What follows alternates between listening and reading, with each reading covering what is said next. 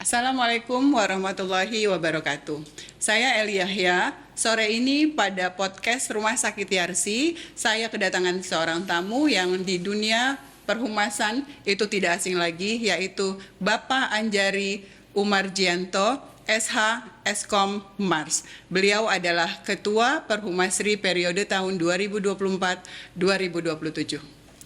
Selamat sore Pak Anjari, apa Selamat kabar? sore Mbak Eli, apa kabar? Luar biasa. Saya merasa bahagia hari ini karena Mbak Eli mengundang saya pada podcastnya Mbak Eli hari ini. Alhamdulillah, terima kasih Pak Anjari. Nah, gimana nih Pak Anjari tadi kesini macet apa enggak nih? Bukan Jakarta kalau nggak macet ya. Betul ya, betul. Apalagi ini Sentral Jakarta ya, jadi Iya. pasti biasa. Tapi enjoy aja, nikmati karena hari ini spesial. Baik. Terima kasih Pak Anjari. Mungkin sore ini kita akan membahas dua hal ya Pak ya. Mungkin mengenai kehumasan nih Pak. Yang pertama mungkin kita akan membahas kenapa sih sebuah rumah sakit itu butuh seorang humas atau butuh humas. Nah mungkin Pak Anjari bisa jelaskan dari awal apa pentingnya peran seorang humas di dalam sebuah rumah sakit. Mangga Pak, silakan. Pertanyaannya langsung serius. Iya Pak, Langsung. soalnya nih Pak, semua orang tuh nggak tahu loh, nggak semua orang tahu bahwa humas itu ternyata penting loh di Iya. dunia perumah sakitan terutama. Oke. Seperti itu. Bicara humas itu penting kalau jawabannya mau pendek atau panjang? Panjang Pak, biar semua orang paham. Iya, kalau jawabannya pendek, penting. Penting. Kalau jawabannya panjang, penting. Gitu kan. Pakai sekali nggak, Pak? Sekali. Penting banget ya. Oke. Penting banget. Jika pertanyaan Mbak Eli adalah soal seberapa penting humas itu di rumah sakit, saya mengibaratkan rumah sakit itu seperti tubuh kita. Ya, ada sistem metabolisme yang namanya darah yang mengalirkan sari-sari makanan kita, oksigen ke seluruh fungsi dan tubuh kita. Darah itulah humas. Karena humas itu esensinya adalah komunikasi. Betul. Nah, yang mengalirkan ke seluruh sistem tubuh kita itu adalah darah. Dan di dalam satu manajemen rumah sakit yang sangat kompleks, mulai dari level pemilik, direktur, manajemen, staff pun ada yang medik dan non medical dengan situasi yang sangat kompleks itu membutuhkan satu sistem komunikasi yang excellent, yang paripurna, dan itu adalah tupoksi utama. Tupoksi itu apa ya? Bahasanya sangat birokrat. Tugas utama seorang betul. public relation. Itu poin pertama saya supaya mudah difahami. Yang kedua adalah sebelum kita bicara soal apa itu penting dan tidak, kita mesti tahu dulu tuh Mbak Eli yang disebut humas itu apa. Betul Pak. What is public relation? Ya. Kalau pendekatannya adalah satu definisi resmi itu yang banyak dipakai, humas itu adalah strategic management communication atau strategic communication management untuk membangun hubungan antara organisasi dengan publiknya, dan hubungan ini harus memberi manfaat kepada dua belah pihak yang goalnya adalah reputasi. Nah yuk kita kuliti dulu itu Oke. makna humas itu, karena kalau kita tidak mengerti betul apa maknanya humas, Nggak tahu perannya ya Pak ya, Ya. betul. Oke. jadi ibaratnya kita mesti membelah dulu satu-satu. Itu Mbak Eli. Kita siap membelahnya? Siapa? Kita mau bikin berapa serial nih Pak? Butuh berapa lama nih Pak membedahnya? Iya. Jadi kita boleh bilang strategic management communication gitu ya, atau sebuah manajemen komunikasi strategis. Apa sih sebetulnya strategis? Pertama, strategis itu sesuatu yang bisa kita capai dalam jangka waktu yang panjang. Panjang ya Pak ya. bukan instan nih Pak ya Bukan kalau instan. masalah humas ya Pak ya. Jadi kalau bicara public relation, yang goalnya adalah reputation atau reputasi, nggak dalam waktu semalam Mbak Eli. Betul, betul. Ya, kalau Bandung Bondowoso punya jin, kita mau manggil seberapa Bandung pun nggak akan selesai. Reputasi dibangun perjalanannya minimal 10-20 tahun membangun reputasi itu. Nah, artinya itu hal yang jangka panjang. Yang kedua, tidak hanya urusan taktis operasional. Betul. Ayo kita lihat humas hari ini. Mbak Eli praktisi humas sudah lama dan kita tahu. Paling yang kita diskusikan apa? Kalau humas? Komplain. Komplain. Nggak Protokoler. jauh-jauh ya Pak ya dari komplain Iya. ya. Betul, betul. Protokoler, media sosial gitu. Seolah-olah humas itu bahkan ya cuman tukang foto. Kalau zaman saya dulu clipping koran gitu kan. Betul. Tukang foto, ngatur protokoler, ngerekam video kan gitu. Terima tamu-tamu Terima penting ya tamu-tamu Pak ya. gitu. Betul. Padahal ada pekerjaan panjang yang namanya strategis itu. Apa itu?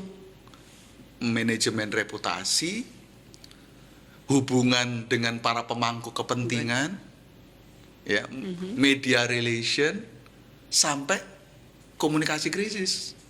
Nah, menarik nih Pak. Bicara mengenai hubungan dengan wartawan, itu kan sebetulnya bagian yang tidak bisa kita pisahkan nih Pak dari keseharian seorang humas. Nah, sebagai praktisi humas yang udah sangat pakar nih Pak Anjari, bagaimana sih Pak? Pasti nih teman-teman juga pada kepingin tahu nih Pak. Kadang-kadang wartawan tuh kan di-maintain tuh susah-susah gampang nih Pak. Padahal saat kita menghadapi kayak manajemen crisis seperti itu tuh kan perlu banget nih Pak support dari teman-teman wartawan gitu. Nah, bagaimana Pak menurut Bapak? Iya. Ini kita langsung lompat ke Nah, ini agak manajemen lompat relation. sih Pak karena saya mengingat lagi memang kayaknya klik banget nih manajemen crisis nih. Itu poin yang penting yang perlu juga kita bahas. Ada kenangan masa lalu soal Iya Pak, di rumah sakit sebelumnya Pak. Wartawan, saya selalu mengibaratkan seperti sahabat. Media itu seperti teman kita. Yang namanya teman itu kadang kan, ya kita sedang baik-baik saja, ya sangat mesra. Begitu Betul, betul. ngomong sedikit gak cocok, jengkelin. Tetapi apapun, ya seperti hubungan pertemanan. gitu. Harus TTM ya Pak ya. Apa itu? Teman tapi mesra gitu. Jadi layaknya hubungan persahabatan. Iya. Ada fasenya kita kemudian sangat akrab, kemudian kita ada diskusi, ada perbedaan, kemudian marah-marahan, ngambek-ngambekan. Toh pada dasarnya kita akan kembali. Akan juga butuh teman itu. Betul. Jadi kayak rindu tapi kadang-kadang Benci gitu ya Pak ya. Aku nggak ngomong itu sih. Rindu tapi Kesel, benci gitu, Tapi Pak. sebetulnya sangat butuh media. Ya, betul. Gitu ya. Nah, seperti itulah kerangka pikir kita soal bagaimana membangun dengan hubungan media. Yang saya mau katakan adalah kita butuh mereka. Untuk apa? Salah satu fungsi dari membangun reputasi tadi kan kita butuh namanya persepsi. Kumpulan persepsi itu membuat sebuah opini publik. Media adalah pembangun opini publik yang sangat efektif. Oke. Sehingga kita butuh mitra kita nih, Betul, betul. media untuk membangun opini itu. Sekaligus sebagai sebuah trust builder. Trust Karena builder, media ya. itu kan dianggap satu pemangku kepentingan yang independen. Gitu Iya, ya. iya, betul. Kita butuh mereka, oke? Media pun butuh kita, rumah sakit. Ya, jadi saya mau bilang sebagai sahabat, sebagai kesimpulan di konteksnya media tadi adalah, ya media itu butuh kita. Kita. Karena kita sumber berita itu sendiri. Media itu kebutuhannya cuma satu kok, berita. Berita, betul. Gitu ya, bukan amplop, bukan transportasi sebenarnya, Iya. berita. Itu harus diingat. Pun kita butuh mereka, karena kita butuh mitra untuk trust builder, kita butuh mitra untuk membangun opini itu. Sebelum kita masuk, itu kesimpulannya. Kita kayaknya mesti balik deh Mbak Eli ke urusan pertanyaan pertama Yes, tadi. betul Pak. Mohon Iya. maaf tadi saya jawab nih Pak. Iya, Sebetulnya karena kita lagi membahas Eksplosif. betul.